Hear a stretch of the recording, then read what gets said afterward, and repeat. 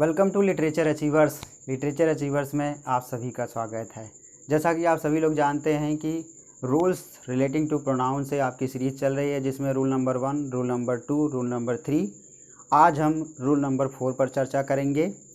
तो rule number में क्या चीज़ें कैसे हैं, किस तरीके से हैं, उन पर हम चर्चा करके चीज़ों को बहुत ही अच्छे पूर्वक, बहुत ही डिटेल पूर्वक, जिसे आप लोग डिटेल पूर्वक जो है सीखेंगे। तो आइए आप लोगों के साथ चीज़ों को सीखते हैं। Rules relating to pronouns. Rule number 4, यदि किसी वाक्य में वर्ब टू बी, अब वर्ब टू बी को हम जान लेंगे। Firstly we will try to understand what is verb to be. Verb to be क्या है? वर्ब टू बी के अंदर में is, am, are, was, were, have, has, had और डिड आता है, इत्यादि वर्ब्स आते हैं। तो वर्ब टू बी यानी is, am, are, was, were, did, has, have आदि का कॉम्प्लीमेंट। कॉम्प्लीमेंट मीन्स होता है पूरक। कोई प्रोनाउन हो तो सदैव वह जो नॉमिनेटिव केस में रहेगा। सदैव वो किस केस में रहेगा? नॉमिनेटिव केस में रहेगा। एक बार पुनः देख लेते हैं इस चीज़ को। यदि किसी वाक्य में verb to be is, am, are, was, were, did, has, have आदि का कॉम्प्लीमेंट कोई प्रोनाउन है तो वह सदैव नॉमिनेटिव केस में रहेगा। नॉमिनेटिव केस की एक और इंग्लिश होती है, एक और अंग्रेजी होती है, जिसका नाम आप दे सकते हैं सब्जेक्टिव केस। जिसका आप नाम क्या देख सकते हैं? Subjective case. ठीक है, subjective case.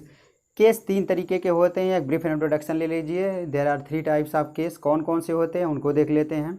Subjective case, nominative case भी जिसे बोलते हैं, उसके बाद ऑब्जेक्टिव केस और possessive case. There are 3 types of case. Case आपके होते हैं। वी शैल डिस्कस लेटर, बाद में इसको डिस्कस करेंगे। यहाँ पर इसको हम सीखते हैं।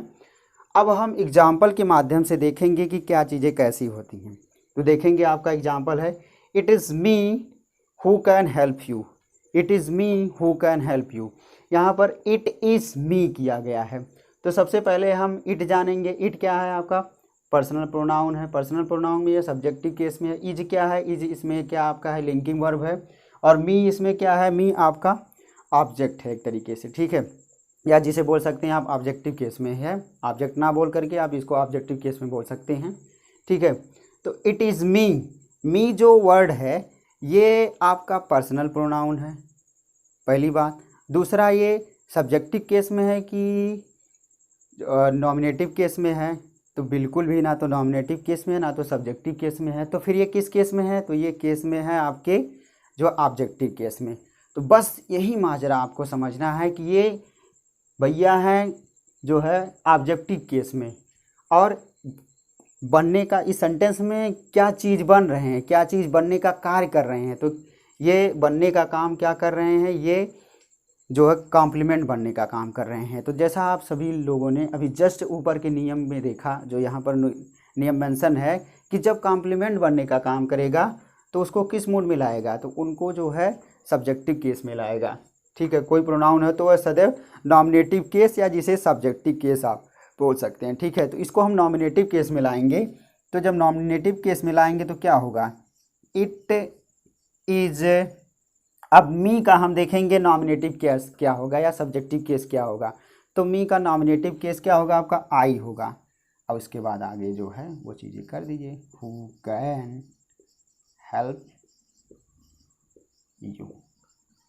इस तरीके से ये सेंटेंस आपका क्या हो गया? इस तरीके से ये आपका सेंटेंस जो है करेक्ट हो गया। पहले ये सेंटेंस क्या था? It is me who can help you. बिल्कुल गलत सेंटेंस था। क्यों गलत था? क्योंकि इसके बाद जो कॉम्प्लीमेंट बनने का वर्ड काम कर रहा था, जो कॉम्प्लीमेंट वर्ड बन रहा था, वो जो है आपका ऑब्जेक्टिव केस में था। जब ऑब्जेक्टिव केस में रहेगा तो वो जो है कॉम्प्लीमेंट नहीं बन पाएगा। उसको किस केस में लाना है? उसको हमको जो है सब्जेक्टिव केस में लाना है। तो जब सब्जेक्टिव केस में लाएंगे तभी वो सेंटेंस करेक्ट होगा। तो नीचे आप लोगों ने देखा इट इज़ आई, यानी कि सब ऑब्जेक्ट से हमने इसको सब्जेक्ट में कन्वर्ट किया और इस तरीके से आपका सेंटेंस करेक्ट हुआ। आई होप आपको ये क्लास अच्छे से समझ में आई हो। अगर ना समझ में आई हो तो कमेंट सेक्शन में आप जो कमेंट करके बताइएगा। और हमेशा इस चैनल के प्रति आप लोग जो है अपने विचारधारा को जो है पॉजिटिव रखिए। ठीक है, और मैं पूरी कोशिश करूंगा जो भी चीज़ें हैं, जो भी चीज़ें कम्पिटिटिव एग्जाम्स में पूछी जाती हैं, I shall definitely try to provide all these things related to all competitive exams whatever examinations are conducting or whatever examinations are conducted by SSC or whatever agencies are already conducted all these examinations। तो इस पर आप लोग जो है बहुत अच्छे से ध्यान दीजिएगा। और इस जो आपका नियम है, ये जो आपका नियम है, इस नियम पर आप 10-20 सेंटेंसन लीजिए और उस सेंटेंसेस को, उन वाक्यों को लेकर के उनको सही करने की कोशिश करिए, उनको अपने हिसाब से बनाइए। ना समझ में आए तो ज़रूर जो है कमेंट करिए। Thanks a lot. Always be the part of literature achievers. Literature achiever is always with you.